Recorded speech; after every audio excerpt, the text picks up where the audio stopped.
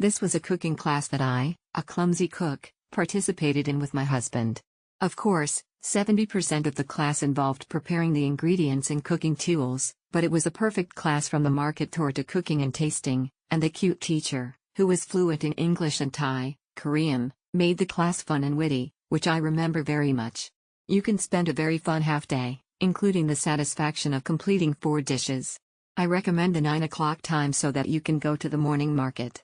It passes the time well, but you can spend the day meaningfully. Honestly, I have never been so into living feedback. My friends are a trio from Singapore. The class was super amazing, worth every cent we paid for. Honestly, we'll do it all over again. Gung was so detailed and even gave us her tips on gardening. I took the class yesterday, 6 Feb 2025, and I'm thoroughly impressed.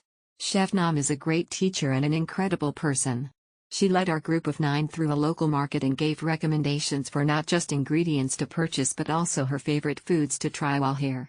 She's super fun, energetic, and her love for food and Thailand in general shines through. Chef Nam had us smell and taste individual ingredients. The cookery house and staff are a well-oiled machine without it feeling commercial.